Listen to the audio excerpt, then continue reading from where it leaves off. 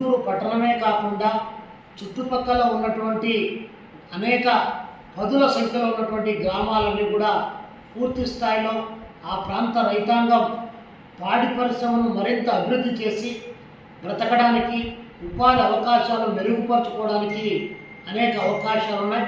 అలాంటి పాడి పరిశ్రమను అభివృద్ధి చేయడానికి కొత్తగా ఏర్పడినటువంటి చంద్రబాబు నాయుడు గారి ప్రభుత్వం కృషి చేయాలని చెప్పేసి ఈ సందర్భంగా కోరుతా ఉన్నాం. పొద్దుటూరు పాలకేంద్రం మూతపడ్డటువంటి నేపథ్యంలో ఆనాడు ముఖ్యమంత్రిగా ఉన్నటువంటి ఇదే చంద్రబాబు నాయుడు గారు కొంత డబ్బులు ఇచ్చి కార్మిక వర్గాన్ని ఆదుకున్నటువంటి దాన్ని కూడా మర్చిపోవద్దని చెప్పేసి ఒకసారి పునరాలోచన చేసి పొద్దుటూరు పాలకేంద్రాన్ని తెరిపించాలని చెప్పి కోరుతా ఉన్నాం. మరి అదేవిధంగా చెన్నూరు షుగర్ ఫ్యాక్టరీకి సంబంధించి సహకార రంగంలో నడుస్తున్నటువంటి చెన్నూరులో కానీ, కడప జిల్లాలో కానీ, లేదా పార్వతీపురం మన్యం జిల్లాలో కానీ, విజయనగరం జిల్లాలో కానీ, ఇతరేతర ప్రాంతాల్లో ఈస్ట్ గోదావరి జిల్లాలో ఉన్నటువంటి సహకార రంగంలో ఉన్నటువంటి అనేక పరిశ్రమలు ఈరోజు చక్కెర పరిశ్రమలు మూతపడుతూ ఉన్నాయి. ఇంకా కొన్ని పరిశ్రమలు మూతపడకుండా కొన్ని జిల్లాల్లో అవి అట్లే ఉన్నాయి. కానీ చెన్నూరు షుగర్ ఫ్యాక్టరీని డాక్టర్ వైఎస్ రాజశేఖర రెడ్డి గారు ఉన్నప్పుడు దీన్ని తెరిపించడానికి కావాల్సినటువంటి అన్ని రకాల ప్రయత్నాలు చేసి డబ్బులు కూడా కొంత రిలీజ్ చేసి ఫ్యాక్టరీని రీఓపెన్ చేయడం జరిగింది.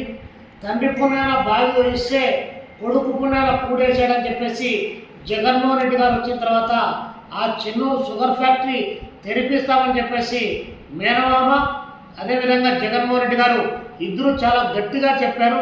కానీ ఇంతవరకు ఆ చెన్నూరు షుగర్ ఫ్యాక్టరీ జోలికే పోలేదు. చెన్నూరు షుగర్ ఫ్యాక్టరీని దాన్ని తెరిపించడం ద్వారా ఆ ప్రాంతంలో ఉన్నటువంటి దాదాపు 40,000 మంది రైతాంగానికి ప్రత్యక్షంగా లాభం చేకూరేటువంటిది. వందలాది మందికి దాన్ని పరిశ్రమను బేస్ చేసుకొని నిరుద్యోగులు కానీ, చిరుద్యోగులు కానీ, రోజువారీ పని చేసుకునేటువంటి దిన కూలీలకు కానీ ఉపాధి దొరికేటువంటి అవకాశం ఉంది. కానీ అలాంటి చెన్నూరు షుగర్ ఫ్యాక్టరీ ఈరోజు మూతపడిపోయినటువంటిది. ఇనప సామాన్ల వారికి అమ్ముకునేటువంటి దుస్థితి కళ్ళ ముందు కనిపిస్తూ ఉంది. అదే చెన్నూరు షుగర్ ఫ్యాక్టరీలో ఉన్నటువంటి వంట చెరుకు ఏదైతే చీక చెట్లు ఉన్నాయో వాటి కొట్టుకొని ఆ ప్రాంతంలో ఉన్నటువంటి ఈరోజు కూడా ఉద్యోగులుగా కొనసాగుతున్న వాళ్ళు చనిపోగా మిగిలినటువంటి వాళ్ళు దానికి కింద జీతాలు తీసుకునేటువంటి పరిస్థితి ఉంది. కాబట్టి ఇప్పటికైనా చంద్రబాబు నాయుడు గారి ప్రభుత్వం తక్షణం దీనిపైన మేల్కొని చెన్నూరు షుగర్ ఫ్యాక్టరీని అదేవిధంగా పొద్దుటూరు పాలకేంద్రాన్ని తెరిపించాలని చెప్పేసి ఆంధ్రప్రదేశ్ రైతు సంఘంగా డిమాండ్ చేస్తున్నాం.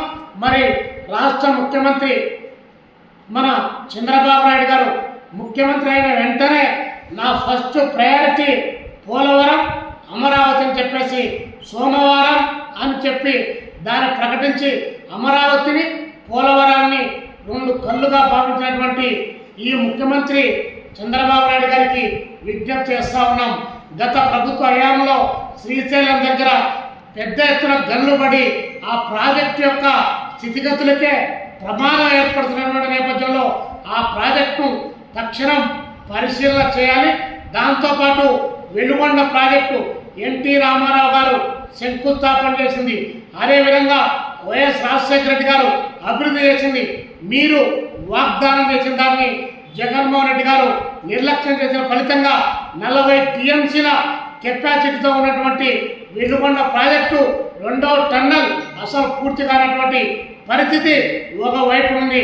కాబట్టి రాష్ట్రంలో కేవలం అమరావతి లేకపోతే పోలవరం ఉన్నటువంటిదే కాదు, రాయలసీమ ప్రాంతంలో మీ చేత పక్కన కర్నూలు జిల్లాలో గుండ్రేవుల ప్రాజెక్టుకు మీ ప్రభుత్వం అనుమతులు మంజూరు చేసినటువంటి నేపథ్యంలో దశాబ్ద కాలం అవుతా ఉన్నా కూడా స్థితిగతి లేనటువంటి స్థితి కళ్ళ ముందు కనిపిస్తూ ఉంది. కాబట్టి ఈ రాయలసీమ ప్రాజెక్టుల పైన కూడా ప్రత్యేకమైనటువంటి దృష్టిని కేంద్రీకరించడంతో పాటు రాష్ట్ర వ్యాప్తంగా ఉన్నటువంటి అన్ని ప్రాజెక్టుల పైన పరిశీలన చేయాలి.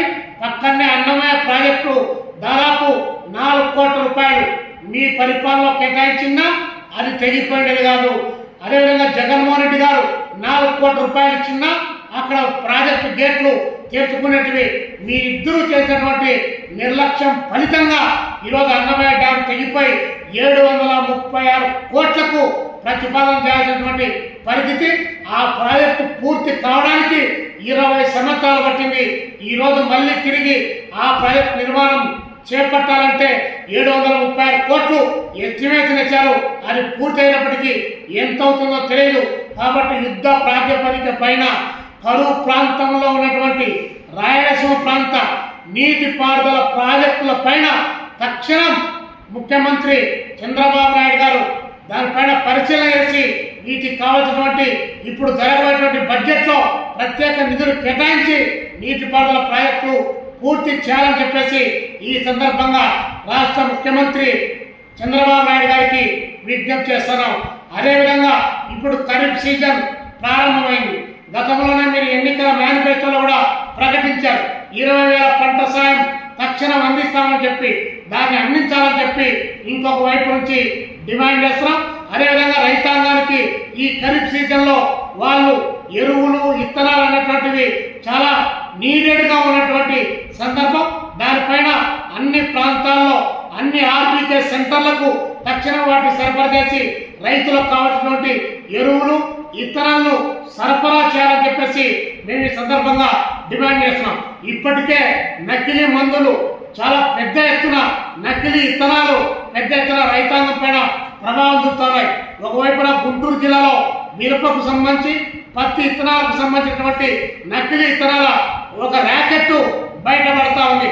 అదేవిధంగా కర్నూలు జిల్లా ఉమ్మడి కర్నూలు జిల్లా నంద్యాల ప్రాంతంలో నకిలీ విత్తనాల కంపెనీని ప్రజాప్రతినిధులే ఏర్పాటు చేసిన నేపథ్యం రాష్ట్ర వ్యాప్తంగా నకిలీ విత్తనాలు ఒకవైపు నుంచి హైదరాబాద్ నుంచి కూడా దిగుమతి అవుతున్నటువంటి నేపథ్యంలో ఈ నకిలీ విత్తనాల బారి నుంచి రాష్ట్ర రైతాంగాన్ని కాపాడాలని చెప్పేసి ఈ సందర్భంగా రాష్ట్ర ప్రభుత్వానికి విజ్ఞప్తి చేస్తూ హార్టికల్చర్ కానీ, సెరికల్చర్ కానీ, పసుపు రైతులకు కానీ, అదేవిధంగా వేరుశెనగ రైతులకు కానీ, ప్యాడీ రైతులకు సంబంధించి కానీ ఈరోజు కనీస మద్దతు ధర 117 రూపాయల నుంచి మినిమం 500 రూపాయల వరకే కేంద్ర ప్రభుత్వం పెంచినటువంటి నేపథ్యంలో అన్ని రకాల పంటలను దిగుమతి చేయాలంటే ఒక్కొక్క రైతుకు దానిపైన విపరీతమైనటువంటి ఖర్చు అవుతున్నటువంటి నేపథ్యంలో దాన్ని ఒక న్యాయబద్ధంగా సమీక్ష చేసి రైతు పెట్టినటువంటి పెట్టుబడితో 50% వారికి అదనంగా రాయితీ కల్పించి